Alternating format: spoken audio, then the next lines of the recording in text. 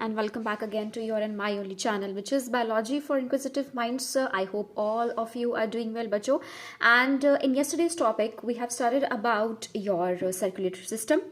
Circulatory system क्या होता है, सर्कुलेटरी सिस्टम में क्या क्या चीज़ें होती हैं, जैसे ब्लड होता है, हार्ट होता है, ब्लड वेसल्स होते हैं, तुम्हारे आर्टरीज, वेन्स, कैपिलरी, ये सारी चीज़ें होती हैं। और कल हमने ये पढ़ा था कि आरबीसी क्या होता है, आरबीसी का स्ट्रक्चर क्या होता है, डब्ल्यूबीसी उसका स्ट्रक्चर और उसके function. So today I am going to take the blood platelets as you can see here. ठीक है, ब्लड प्लेटलेट्स बहुत इंपॉर्टेंट है। इंपॉर्टेंट क्यों है? क्योंकि इससे क्लॉटिंग का क्वेश्चन आता है। क्लॉटिंग का question either they will ask you about the synchronization or the steps of the clotting, or either they will ask you about its major things or the major substances which are present. ठीक है, ये आपसे पूछेंगे कि platelets की we can से structure तो basically नहीं पूछा जाता, बट नंबर पूछ सकते हैं। ठीक है, और ये बनते कैसे। So starting without wasting any more time, let's start. Blood platelets means जो प्लेटलेट्स ब्लड में प्रेजेंट होते हैं, इनका दूसरा नाम थ्रोम्बोसाइट्स भी होता है। ठीक है, दूसरी बात कि ये क्या करते हैं, they initiate the blood clotting. मैंने यहाँ पे लिखा है they initiate the blood clotting. ठीक है, इतनी सी बात। Next, first point we are going to start with. Now what are the blood platelets? They are minute, वो छोटे होते हैं, ओवल शेप के होते हैं, sometimes they can be of the round structure. Second, जैसे आरबीसी नॉन न्यूक्लिएटेड होता है, डब्ल्यूबीसी न्यूक्लिएटेड होता है, वैसे ब्लड प्लेटलेट्स नॉन न्यूक्लिएटेड होते हैं, मतलब इनमें कोई न्यूक्लियस प्रेजेंट नहीं होता। थर्ड, ये ब्लड में फ्लोट करते हैं, ये एक जगह नहीं बैठते हैं, ये फ्लोट करते रहते हैं। ठीक है, मतलब ब्लड में तैरते रहते हैं। जैसे आरबीसी की आपकी नंबर 4 to 5 मिलियंस में थी, आपकी डब्ल्यूबीसी का नंबर 40,000 सॉरी नॉट 40 4 to 8,000 था, वैसे ही ब्लड प्लेटलेट्स का नंबर बेटा it is round about 2 lakh to 4 lakh per cubic mm of blood in an adult। ठीक है, नंबर याद रखने की ज्यादा जरूरत नहीं है वैसे, मतलब हार्डली ऐसा हो सकता है कि कभी कोई क्वेश्चन आ जाए। Fine, now the very important thing is ये कहाँ से आते हैं, ये बनते कैसे हैं। जैसे आरबीसी हमने देखा कि बोन मैरोज में बन रहे थे, आपके डब्ल्यूबीसीज भी बोन मैरोज में बन रहा था, लीवर में बन रहा था, वैसे ही आपके जो प्लेटलेट्स होते हैं they are actually derived from the, this is very important, a giant cell. Giant cell मतलब बड़े बड़े सेल होते हैं। ये बड़े बड़े सेल कहाँ प्रेजेंट होते हैं? रेड बोन मैरो में होते हैं। ठीक है, और इन्हें क्या कहते हैं? Megakaryocytes. What we call them? Megakaryocytes, from which these platelets are derived. Fine, is it clear? ये समझ आ जाएगा। Next, platelets are budded off. Now what is this budded off? ये क्या चीज है? budded off का मतलब है, जैसे तुमने देखा बडिंग, देखिए बडिंग, जैसे अमीबा में तुमने देखा होगा कि अमीबा का एक अमीबा से दो अमीबा कैसे बनते हैं। ठीक है, बडिंग का मतलब एक बड़ा सा मेगा कैरियोसाइट है और एक छोटा सा उसमें बड बना। Bud means you can imagine bud as the bud of the flower, एक छोटी सी गांठ जैसी बनी। ठीक है, एंड वो बड़े से मेगा कैरियोसाइट से अपने आप अलग हो गई। अलग होने के बाद उसके पास पूरी की पूरी मेम्ब्रेन आ गई। ठीक है, you can see it's this diagram is given in your book. ठीक है, जो आपकी कॉन्साइज बायोलॉजी की बुक है उसमें डायग्राम दिया, तो please do see that diagram और सी दैट पिक्चर। तो जो प्लेटलेट्स होते हैं वो बड़े बड़ी मेगा कैरियोसाइट्स से बड ऑफ करके अलग होके आपका एक प्लेटलेट बना देते हैं और उस प्लेटलेट के बाहर मेम्ब्रेन होती है। Life span of RBC is 120। ठीक है, life span of WBC is around about 1 week. ठीक है, जिसमें न्यूट्रोफिल्स थोड़े से घंटे के लिए जीते हैं। And life span of platelets it's 3 to 5 days। This is very important. And the same question is, where are these platelets destroyed? They are destroyed in the spleen, which is also known as the graveyard of the RBC. ये ma'am ने कल आपको बता दिया है। ठीक है, Now what is this blood clotting? ये blood clotting करते हैं। blood clotting क्या चीज होती है? देखो बेटा, तुम्हें हम कभी ना कभी अपनी लाइफ में चोट जरूर लगी होगी। Whenever you get injury or a wound over your skin or any part of the body, what actually happens after some times or after few seconds कि आपको ऐसा लगता है कि जो blood है वो जम गया है वहां पे, मीन्स उसका एक मेश, उसका एक नेटवर्क जैसा बन गया। So what is that thing? Actually that's a clot only.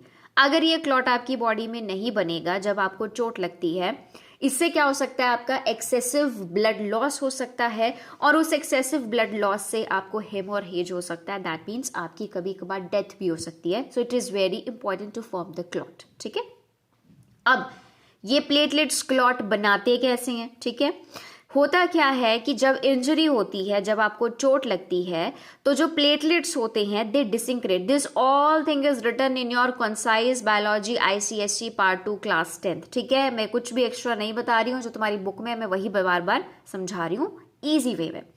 तुम्हें चोट लगी उस पर्टिकुलर पॉइंट पे, क्योंकि चोट लगी तो चोट तुम्हें स्किन पे लगी, स्किन के पास आपके स्किन के जो अंदर है तुम्हारे ब्लड वेसल्स हैं. ठीक है, तुम्हारे वहाँ पे ब्लड है, उस ब्लड में तुम्हारे RBC भी हैं, WBC भी हैं, प्लेटलेट्स भी हैं.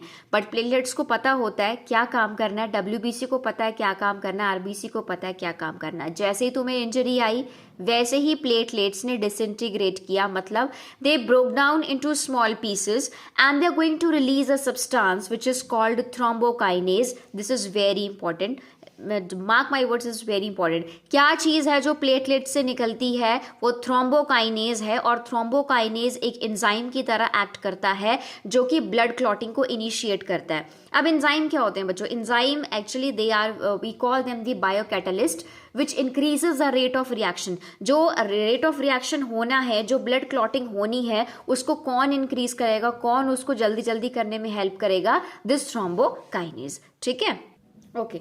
Now we are going to come to the steps in the coagulation. ठीक है, अब coagulation actually होती कैसी है? The same diagram is given in your book also. ठीक है, but I have drawn it for your convenience. तो सबसे पहले क्या हुआ कि देखो ब्लड वेसल कट. अब ये एक ब्लड वेसल है, this is a blood vessel. ठीक है, इस ब्लड वेसल में ये जो मैंने आपके राउंड स्ट्रक्चर्स बनाए हैं बड़े बड़े, they are your RBCs. Although please do not consider these middle centres as the nucleus because RBC do not have nucleus. Okay, this is just to show you that this is the RBC. Fine. और ये जो आपकी blood vessels है, यहाँ से ये rupture हो गई है, मैंने लिखा भी है यहाँ पे ब्लड वेसल रप्चर. ठीक है, and these red colour small oval minute structures they are your platelets. Now what actually happens is when blood vessels cut the blood escapes from it. The blood is going to escape from it. जैसे आपको चोट लगी, आपको cut लगा, वहां से blood निकल गया. The clot is formed on the wound and flow of the blood is stopped. इस पे क्लॉट बन जाएगा और ब्लड का जो फ्लोइंग नेचर होगा, जो ब्लड बह रहा होगा, वो रुक जाएगा. अब ये होता कैसे है? ठीक है, यही चीज हमने यहाँ पे समझनी है. तो यहाँ पे क्या हुआ, देखो यहाँ पे जो रप्चरिंग हुई, तो रप्चरिंग के बाद क्या हुआ, यहाँ पे as I written here the platelet plug. यहाँ पे सारे के सारे प्लेटलेट इकट्ठे होना स्टार्ट हो गए. जब ये सारे प्लेटलेट्स आपके एक्यूमुलेट हो गए, इन्होंने ऊपर एक प्लग जैसा बना दिया. ठीक है, कभी भी तुम्हें चोट लगेगी please do observe this thing, ऐसा होता है. ठीक है, देन उसके बाद क्या हुआ, अब ये जो प्लग था, ये प्लग किसने बनाया? ये प्लग प्लेटलेट्स ने बनाया. ये प्लेटलेट्स कहाँ से आए? ये ऑलरेडी ब्लड में थे. ये ब्लड में कैसे आए? क्योंकि ब्लड फ्लोइंग था और उसमें आपका RBCs भी थे, WBCs थे, प्लेटलेट्स भी थे. ठीक है, बट अल्टीमेटली आपका ब्लड क्लॉटिंग का या कोआगुलेशन का काम किसका है? प्लेटलेट्स का है. ठीक है, देन जैसे ही यहाँ पे प्लग बना, प्लग बनने के बाद as you can see here the 3 cells, यहाँ पे जो 3 सेल्स है ये तुम्हारे RBC हैं. इनके पास एक थ्रेड जैसा बनने स्टार्ट हो जाता है. मैं तुम्हें बताऊंगी ये थ्रेड कैसे बनता है. Actually, these threads, I have not made here threads, but you have to imagine the threads. The threads, actually, they are known as your fibrin. जो fibrin होता है वो एक नेटवर्क बना देता है. It's a kind of a thicky network, sticky and thick network. ठीक है, जिसे हम क्या कहेंगे? जिसे हम क्लॉट कहेंगे. ठीक है, पहले आपका ब्लड वेसल टूटा, वहां पे प्लेटलेट्स इकट्ठे हो गए, वहां पे प्लग बन गया. प्लग बनने के बाद जो आपके प्लेटलेट्स थे, उन्होंने एक फिब्रिन नाम के थ्रेड को बनाया. प्लेटलेट्स ने ही उस थ्रेड को बनाया. वो सारे थ्रेड्स ने RBCs को इकट्ठा किया और वहाँ पे एक ब्लड का वी कैन से क्लॉट बना दिया. ठीक है, so the thread of the fibrin traps the RBCs and forms a clot. The same thing ma'am ने बोली. ठीक है, वो आपका फिब्रिन क्या करेगा? फिब्रिन कौन बनाएगा? पहली बात प्लेटलेट्स बनाएंगे. ठीक है, प्लेटलेट्स फिब्रिन को क्यों बनाएंगे? क्योंकि उसने भाई अल्टीमेटली क्लॉट बनाना है. क्लॉट क्यों बनाना है? अगर क्लॉट नहीं बनेगा तो सारा का सारा ब्लड यहाँ से निकल जाएगा और उस पेशेंट की डेथ भी हो सकती है. ठीक है, चलो अब इसके बाद क्या हुआ? we are going into steps one by one. We are going into the steps that the injured tissue and the platelets which disintegrate at the site of the wound release a substance which is called thrombokinase. जैसे ही चोट लगी tissue में या फिर किसी cell में, वहां पे प्लेटलेट्स टूटे. टूटने के बाद इन्होंने एक सब्सटेंस को रिलीज किया जिसे हम थ्रोम्बोकाइनेज भी कहते हैं और थ्रोम्बोप्लास्टिन भी कह सकते हैं, जिसे पहले फैक्टर 10 और स्टुअर्ट फैक्टर के नाम से बुलाया जाता था. But now we call them as a thrombokinase and the thromboplastin, that's it. First point क्या है, जैसे चोट लगी वैसे प्लेटलेट्स आपके डिसइंटीग्रेट हुए, मतलब टूट गए, टूट के उन्होंने क्या सब्सटेंस रिलीज किया, thrombokinase, that is the first step. Second, ये जो थ्रोम्बोकाइनेज रिलीज हुआ प्लेटलेट्स से, अब ये क्या काम करेगा, बिकॉज मैम ने ऑलरेडी आपको बताया था कि इट एक्ट लाइक एंजाइम, ये एंजाइम की तरह एक्ट करता है, ठीक है। अब देखो हमारे ब्लड में बेटा कैल्शियम आइंस भी होते हैं, और ब्लड के किस पार्ट में होते हैं, प्लाज्मा में। प्लाज्मा मैंने आपको कल बताया था, जब आप ब्लड के अंदर से आरबीसी, डब्ल्यूबीसी, प्लेटलेट्स अलग कर दोगे तब आपको एक येलो कलर का फ्लूइड मिलता है जिसे प्लाज्मा कहते हैं। उस प्लाज्मा में मैम ने क्या बताया था कि आपके पास इनऑर्गेनिक सॉल्ट्स होते हैं, आपके पास वाटर होता है, आपके पास ग्लूकोज होता है, प्रोटीन होता है, अमाइनो एसिड होता है, और एक और चीज़ मैंने आपको बताई थी फिब्रिनोजन, जो मैंने अंडरलाइन भी करवाई थी, और मैंने कहा था it's a very important protein, ठीक है ना। अब ये थ्रोम्बोकाइनेज क्या करेगा, it with the help of the calcium ion in the plasma. अब ये कैल्शियम आयन जो आपके प्लाज्मा में प्रेजेंट है, थ्रोम्बोकाइनेज कैल्शियम की हेल्प से जो थ्रोम्बिन है, ठीक है, अब इसे बेटा ध्यान से सुनना इस पॉइंट को, जो थ्रोम्बोकाइनेज है कहाँ से आया भाई, प्लेटलेट ने थ्रोम्बोकाइनेज दे दिया खुद को तोड़ के, ठीक है। थ्रोम्बोकाइनेज ने बोला चल कैल्शियम, ठीक है, थ्रोम्बोकाइनेज ने बोला कैल्शियम आ जाओ, ठीक है। अब ये सारी चीजें कहाँ हो रही है, सारी चीजें ब्लड में ही हो रही है, बट कैल्शियम प्लाज्मा में प्रेजेंट है। थ्रोम्बोकाइनेज ने बोला कैल्शियम आ जाओ, हम दोनों चल के जो सोया हुआ प्रोथ्रोम्बिन है वो प्लाज्मा में ही है, ठीक है। जो सोया हुआ प्रोथ्रोम्बिन है उसको जगाना है। क्यों जगाना है, क्योंकि वो जब जागेगा तब वो थ्रोम्बिन में कन्वर्ट हो जाएगा, जिसकी वजह से आगे जाके फिब्रिन बनेगा। समझ में आया, ठीक है। जो थ्रोम्बोकाइनेज था उसने कैल्शियम से दोस्ती कर ली, क्योंकि उसने बोला भाई अकेला मैं प्रोथ्रोम्बिन को नहीं जगा सकता, तो थ्रोम्बोकाइनेज ने बोला कैल्शियम आ जाओ मेरे साथ, हमने जो प्लाज्मा में सोया हुआ प्रोथ्रोम्बिन है, P for plasma and P for prothrombin, prothrombin को हमने जगाना है भाई, क्योंकि अब ये जागेगा नहीं तो क्लॉटिंग नहीं होगी। प्रोथ्रोम्बिन जब जागा तो पी हट गया and it was converted into your thrombin which is the active form, ठीक है, वो एक्टिव फॉर्म बन गई। अब ये जो थ्रोम्बिन था, अब ये थ्रोम्बिन क्या करेगा, बिना कैल्शियम के कोई भी क्लॉटिंग में स्टेप्स नहीं चलेंगे, ठीक है।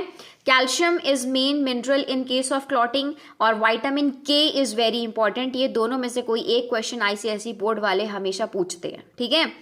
थ्रोम्बिन ने अब कैल्शियम को बोला कि अब थ्रोम्बिन जा गया, अब थ्रोम्बिन ने बोला मैं अकेला काम नहीं कर पाऊंगा, तो थ्रोम्बिन ने बोला come calcium and will go and will convert this fibrinogen into the fibrin. अब जो थ्रोम्बिन था इसने कैल्शियम की हेल्प से फिब्रिनोजन, अब ये फिब्रिनोजन भी कहाँ प्रेजेंट है, ये भी प्लाज्मा में ही बैठा हुआ है, बट फिब्रिनोजन क्लॉटिंग नहीं कर सकता। ये क्वेश्चन बहुत इंपॉर्टेंट है, ये क्यों नहीं कर सकता। When you go to higher classes your teacher will naturally ask you what is the difference between fibrinogen and a fibrin, so you will say fibrinogen is a soluble in nature। अब भाई soluble fibrinogen अगर तुम्हारा clot बना देगा तो वो clot तो पिघल जाएगा, वो तो वैसे ही मेल्ट हो जाएगा, ठीक है। तो thrombin in the presence of calcium, it converts the soluble fibrinogen of the plasma into the insoluble fibrin। यही फिब्रिन बेटा आगे जाके तुम्हारा क्या बनाएगा, स्टिकी नेटवर्क बनाएगा, जिसे हम क्या कहते हैं, क्लॉट कहते हैं, ठीक है। Wait a minute, okay, so the same thing I have written here, the fibrin forms the threads, ठीक है, and they are the sticky and they form a network और they form a mesh at the wound, और उसे हम क्या कहते हैं बेटा, उसे हम क्लॉट कहते हैं, ठीक है। उसके बाद फिब्रिन जब बन गया तो मैंने तुम्हें डायग्राम में बताया था ना कि फिब्रिन एक थ्रेड है, और वो थ्रेड क्या करता है, सारे के सारे ब्लड सेल्स को इकट्ठा करता है और एक क्लॉट बना देता है, ठीक है, एक जाला बना देता है basically. The blood cells are trapped in the network of the fibrin, क्यों, क्योंकि भाई फिब्रिन एक नेटवर्क है, फिब्रिन एक थ्रेड है और ये इनसॉल्युबल है। The network then shrinks and, अब देखो जब तुम्हारी इंजरी पे ये क्लॉट बनता है ना, तो ये क्या करता है, धीरे धीरे ये स्क्वीज होने लगता है, धीरे धीरे ये श्रिंक होने लगता है। श्रिंक होने के बाद क्या होता है कि फिब्रिन वहां पे रह जाएगा, ठीक है। फिब्रिन के बाहर जो जब आपका फिब्रिन वहां पे बन गया, तुम्हारा नेटवर्क बन गया, फिर वो श्रिंक होने जब स्टार्ट होगा तो उसमें से जो बचा हुआ प्लाज्मा होगा it will come out as a clear liquid which is called a serum. कभी भी जब चोट लगेगी ना तुम्हें, और वो चोट जब धीरे धीरे हील होने लगेगी ना, तो you will notice a kind of whitish, not actually whitish, a transparent fluid which is coming out of that wound, basically that is what, that is a serum. अब इसे सीरम क्यों बोला, क्योंकि मैम ने क्या बताया था कि जब आप किसी प्लाज्मा से फिब्रिनोजन फिब्रिनोजन को हटा देते हो, आपके पास क्या रह जाता है? सीरम रह जाता है। तब ये फिब्रिन क्या हुआ? फिब्रिन ने आरबीसी को इकट्ठा किया, उसने अपना काम कर दिया, उसने नेटवर्क बना दिया। अब प्लाज्मा में क्या रह गया? अब प्लाज्मा में फिब्रिन ही नहीं रहा, तो उसमें क्या बच गया? वो क्या बन गया? वो सीरम बन गया। और इसी सॉलिड मास को which is left behind is called a clot और a thrombus, and that's it about the blood clotting. इससे ज्यादा इजीएस्ट वे में बेटा मेरे को नहीं लगता कि कोई तुम्हें समझा सकता है, ठीक है। इसके बाद पॉइंट आता है, एक बहुत इंपॉर्टेंट पॉइंट है, ठीक है। If the number of platelets, क्योंकि बेसिकली क्लॉट किसने बनाने हैं? प्लेटलेट्स ने बनाने हैं। जिन पेशेंट्स में प्लेटलेट्स की कमी आ जाती है, जिन पेशेंट्स में प्लेटलेट्स काउंट कम होते हैं, उनको सबसे ज्यादा रिस्क फैक्टर होता है हेमोरेज का, और दूसरा किसी ऐसी डिजीज का जिस डिजीज से प्लेटलेट्स और कम होते हैं, तो it can ultimately lead to the death. For example, if the number of the platelets falls to an abnormally low count, ठीक है, अगर 2 लाख से 4 लाख तक प्लेटलेट्स हैं, मान लो किसी के 10 या 20,000 प्लेटलेट्स रह जाते हैं, the coagulation process will slow down, ठीक है, and it can lead to hemorrhage, okay। अब ये हेमोरेज क्या है? That's a loss of blood, excessive loss of blood, ठीक है। फॉर एग्जाम्पल, देखो आजकल वैसे ही बहुत सारा डेंगी फैला हुआ है, ठीक है, do not call it as a dengue, it's a dengue. तो डेंगी में क्या होता है कि एक पेशेंट के प्लेटलेट्स बहुत कम हो जाते हैं, ठीक है। तो उस केस में क्या होता है कि अगर वहां पे उसको चोट लग जाती है उस पेशेंट को, या फिर उससे कोई और बीमारी हो जाती है, तो वैसे ही उस बेचारे के पास प्लेटलेट्स की कमी हो जाएगी, and this can lead to death also. So the viral dengue fever, in that actually what happens, the count of the platelets it's fall down, and so if the person, if it gets sick or if it gets injured, it can lead to the death, ठीक है। ये है तुम्हारा blood clotting का system. After your blood clotting beta, we have the another topic which is very important, and that is called the blood transfusion. Blood transfusion layman language में याद रखना, किसी को खून देना, ठीक है। खून देना ऐसे नहीं, एक खून देना होता है कि ब्लड बैंक में जाके जब आप एक ब्लड डोनेट करते हैं, वो अलग बात होती है। खून देना मीन्स आप एक डोनर हैं और आप एक रेसिपिएंट को उसी टाइम ब्लड दे रहे हैं, ठीक है, that is a blood transfusion. तो sometimes what actually happens is कि if a person is undergoing a surgical operation and immediately he needs the blood, so the doctor asks any of the member of the family that please give your blood, and that member gives the blood, but what is the condition that the donor, जो देने वाला, जो खून देने वाला इंसान है, उसका जो ब्लड है वो लेने वाला, जो खून लेने वाला इंसान है उसके ब्लड से मैच होना चाहिए। अगर मैच नहीं हुआ तो क्या होगा? रिएक्शन हो जाएगा, और वो जो बेचारा लेने वाला है ब्लड को, उसके बॉडी में डिफरेंट एलर्जिक रिएक्शंस हो सकते हैं, और it can lead to death also, ठीक है। So this is very important whenever you going to hospital, whenever you are receiving any blood or giving any blood, always make sure that your blood and the donor blood, or your blood or the recipient blood, it should match, ठीक है। So ये match कौन करता है? ये doctors ही match करते हैं, आप मत मैच करना। When blood is injected into the body of the patient which is undergoing a surgical operation is called the blood transfusion, ठीक है। बहुत सारी ऐसी डिजीज होती हैं जो ब्लड ट्रांसफ्यूजन से ठीक होती हैं, जो कि कुछ मैंने कल भी बताई थी। Blood cancer, leukaemia, white blood cancer, abnormal increase in WBC, याद रखोगे, ठीक है। उसके बाद blood is taken from a healthy person, जो डोनर होता है वो हमेशा हेल्दी होता है, किसी बीमार आदमी से हम कभी ब्लड नहीं लेते। Is introduce through one of the patients when, जिस पेशेंट को ब्लड देना है उसकी वेन्स में भाई ये ब्लड चढ़ा देते हैं, ठीक है। बट इंपॉर्टेंट क्या है?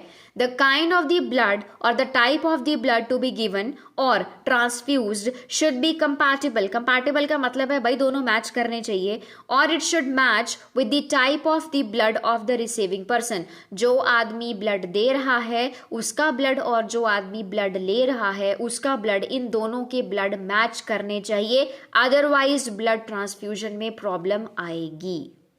चलो नेक्स्ट, अब हम आ जाते हैं नेक्स्ट टॉपिक में, ठीक है। बेटा these all topics are given sequence wise in your book, ठीक है। तो जैसे जैसे मैं पढ़ाऊंगी वैसे वैसे तुम बुक में भी देखते जाना, समझ में आ रही है बात। इसके बाद तुम्हारे आते हैं ब्लड ग्रुप्स। ब्लड ग्रुप्स में बहुत सारे बच्चे कंफ्यूज होते हैं, ठीक है। कंफ्यूज इसलिए होते हैं क्योंकि उन्हें पता ही नहीं चलता कि वो पढ़ क्या रहे हैं। तो देखो ब्लड ग्रुप्स तुम्हारे लेवल पे तुम्हें सिर्फ इतना जानना जरूरी है, ये किसने डिस्कवर किया था, कितने सिस्टम होते हैं, कौन से ब्लड ग्रुप आपका डोनर है यूनिवर्सल और कौन सा ब्लड ग्रुप आपका यूनिवर्सल एक्सेप्टर है, दैट्स इट, ठीक है। इससे ज्यादा में जानने की कोई जरूरत नहीं है। तो who discovered the blood groups? It was discovered by Karl Landsteiner. बहुत इंपॉर्टेंट है, याद कर लेना, ठीक है। अब देखो, आधे बच्चों को ये समझ नहीं आती कि एंटीबॉडीज क्या है और एंटीजेंस क्या है। एंटीबॉडीज कौन बनाते हैं बेटा? एंटीबॉडीज हमारे WBCs बनाती हैं, ठीक है। WBC कहाँ प्रेजेंट होते हैं? WBC तुम्हारे ब्लड में प्रेजेंट होते हैं, ठीक है। अब देखो, तुम्हें क्या जानना है कि एंटीजेंस होती क्या बीमारी है antigen? The RBCs of human beings, you are familiar with the RBCs, red blood cells, or the other name is erythrocytes. The RBCs of the human beings have a specific proteins on their surface which is called antigen. RBC को imagine कर लो, उसके surface पे तुम imagine कर लो ऐसे सींग से लगे हुए हैं, ठीक है। उन सींग को हम एक स्पेसिफिक प्रोटीन कहते हैं और उन प्रोटीन्स का नाम है एंटीजेंस। That's it. समझ में आई बात? Next, the plasma of the blood has its complementary, has its क्या, किसका कॉम्प्लीमेंट्री? इस एंटीजन का कॉम्प्लीमेंट्री प्लाज्मा में बैठा होता है। प्लाज्मा किसका पार्ट है? ब्लड का पार्ट है, जिससे हम एंटीबॉडी कह देते हैं। मतलब क्या है कि जो एंटीजन है और जो एंटीबॉडी है, ये दोनों एक दूसरे के कॉम्प्लीमेंट हैं। आरबीसी के ऊपर एंटीजन बैठा है और जो आपके ब्लड है, ब्लड की प्लाज्मा है, उसके अंदर तुम्हारे एंटीबॉडीज बैठे हैं, ठीक है। That's it. हमारे पास दो तरह के एंटीजन होते हैं, एक एंटीजन ए, एक एंटीजन बी, ठीक है। सिर्फ याद करनी है ये चीज, ज्यादा इसको तुमने डीपली नहीं याद रखना है। You just have to learn only who discovered the blood group and how many types of antigens are there. So now I have written here this it's a kind of you can say a table I have drawn here. The same table is given in your book also, okay? You can refer from there also. But now what is the important thing is you have different blood groups. I have written the blood group A, B, AB and O. This kind of blood group is known as ABO system, ठीक है। जहां पे ए भी है, B भी है, ए भी और ओ भी है, ठीक है। अब देखो इंपॉर्टेंट क्या है, इंपॉर्टेंट इसमें ये है एंटीजन हमेशा एक जैसे होते हैं। एंटीजन हमेशा ब्लड ग्रुप के जैसे जैसे होंगे, बट एंटीबॉडी हमेशा उसके ऑपोजिट होगी। मैंने क्या बोला था कि जो एंटीजन्स हैं और जो एंटीबॉडीज हैं वो एक दूसरे के कॉम्प्लीमेंट होते हैं, ठीक है। Now suppose we have a blood group A, so the antigen will be A only, but you can see here in the diagram, sorry not the diagram, table, the antibody is B. We have blood group B, the antigen is B, but the antibody is A. ये आपको याद रखना है, that's it. कोई ज़्यादा दिमाग लगाने की जरूरत नहीं है कि इसका एंटीजन B क्यों है, इसका एंटीजन A क्यों है, सिर्फ आपको याद रखना है, that's it. Because at your level you just have to remember the what is actually happening here. If you have a blood group AB, आपका नेचुरल सी बात है दोनों एंटीजन होंगे, ठीक है। बट इसमें क्या होता है, इसमें कोई एंटीबॉडी नहीं होती है। ए बी जो ब्लड ग्रुप है उसके दोनों एंटीजन होंगे, बट उसके कॉम्प्लीमेंट्री कोई एंटीबॉडी नहीं होगी। जो ओ ब्लड ग्रुप है उसका कोई एंटीजन नहीं होगा, ठीक है, और उसकी एंटीबॉडीज दोनों होंगी, ए भी होगी, बी भी होगी। क्यों होगी, कैसे होगी, नहीं याद रखना है, दैट्स इट, ठीक है। नाउ तुम्हारे इस पूरे ब्लड ग्रुप में your ABO system and your RH system, they are the most important. अब मैम ये RH क्या है, ये कोई नया हुआ नहीं है, कोई चीज़ नहीं है। RH जैसे ABO सिस्टम है वैसे ही some persons have RH system also, ठीक है। I will explain you what is that. इसमें डरने की कोई ज़रूरत नहीं है, okay. Now let's just see, I have written here ABO system. अब ABO system क्या है बेटा, जिसमें A blood group, B blood group, AB और O ये सारे आ जाएंगे, ठीक है। आपको याद क्या रखना है कि इसमें से जो A ब्लड ग्रुप है वो A को ब्लड दे सकता है, ठीक है। जो AB है वो AB को ही दे सकता है। बट आपको क्या याद रखना है कि the O is a blood group which is a universal donor. That means what? The person who is having the O blood group, it can give the blood to A also, B also, AB also and O also. The AB, if a person is having this AB blood group, it is a universal recipient. That means it can receive the blood from A, AB, AB और O also, ठीक है। तो मतलब O जो है वो सबको दे सकता है ब्लड और B जो है वो सबसे ब्लड ले सकता है। That's it. You just have to remember these things only. Fine. Now what is this RH system? I'll explain you the RH system also. चलो बच्चों अब RH system पढ़ते हैं। देखो RH system is nothing. It's just a kind of the inherited protein. अब ये inherited का मतलब क्या होता है, हो सकता है तुम्हारे मम्मी से आई हो तुम्हें, या तुम्हारे पापा से तुम्हें आई हो, ठीक है, या फिर तुम्हारी जो आपकी जनरेशन है वहाँ से तुम्हें आई हो। So actually it's the inherited protein. Fine, हो सकता है तुम्हारी मम्मा पॉजिटिव हो, तुम नेगेटिव हो, या तुम्हारे पापा पॉजिटिव हो या तुम नेगेटिव हो, ये मैटर नहीं करता। मैटर क्या करता है कि तुमने याद क्या रखना है, ठीक है। It is also kind of inherited protein. This is not written in your book, for your convenience I have written it for you, ठीक है, which is found on the surface of RBC. अब कुछ ऐसे RBCs होते हैं जिनके surface के ऊपर कुछ प्रोटीन्स होती हैं, कुछ RH नाम की प्रोटीन्स बैठी होती हैं. मान लो अगर मेरे पास मेरे RBC के ऊपर ये प्रोटीन्स हैं तो मैं RH पॉजिटिव हो जाऊंगी. अगर मेरी RBC के ऊपर ये नहीं है तो मैं RH नेगेटिव रहूंगी. दैट्स इट, ये RH होता है. समझ में आई बात? ठीक है. नाउ अब जिनके पास ये RH प्रोटीन्स होती हैं उनके पास जो एंटीजन होता है वो D एंटीजन होता है, D फॉर डॉग. बस आपको ये याद रखना है. Fine. Now what is actually going to happen, अब अगर आप ब्लड ट्रांसफ्यूजन करते हो तो ब्लड ट्रांसफ्यूजन में अगर कोई पॉजिटिव है या फिर कोई नेगेटिव है, इससे कैसे पता चलेगा? क्योंकि this paragraph is actually given in your book and most of the students they get confuse in this paragraph. So for your convenience मैंने यहाँ पे दो ऐसे आदमी से बना दी कि just imagine them as a people.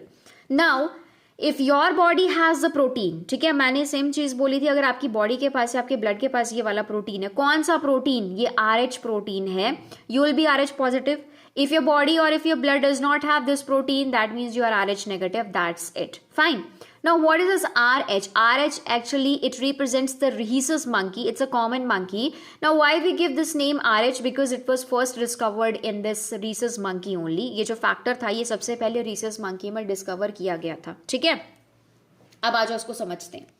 अगर ब्लड ट्रांसफ्यूजन हो रहा है या फिर ब्लड ट्रांसफ्यूजन करना है, तुम्हें नहीं पता है कि सामने वाला आदमी पॉजिटिव है या नेगेटिव है, तो इसीलिए कहते हैं कि कंपैटिबिलिटी फैक्टर जरूर होना चाहिए. ठीक है. अब इसमें क्या होगा देखो, ये this is a person who is having RH positive. I have made a person and I have written here RH positive. It is he is transfusing the blood to RH negative. पहले जब ये blood देगा तब कुछ नहीं होगा. पहले जब ये ब्लड देगा तब कुछ नहीं होगा, ये आपको लर्न रखना है. बिकॉज पहले ट्रांसफ्यूजन में कुछ नहीं होने वाला. Why? Because this RH negative it will develop the antibody against the RH factor. देखो अब क्यों इसने एंटीबॉडी को डेवलप किया बच्चों, क्योंकि RH नेगेटिव जो था जब इसने देखा इसके ब्लड में पॉजिटिव आ रहा है तो ये कोई जर्म है या फिर it is a kind of enemy for RH negative. ठीक है. सो that is why it started to produce the antibodies against the positive. अगर ये नेगेटिव होता, अगर ये पॉजिटिव होता, तब भी इसने इसके अगेंस्ट एंटीबॉडी बनानी थी. क्यों? क्योंकि ये दोनों अलग अलग हैं, ये पॉजिटिव है, ये नेगेटिव है.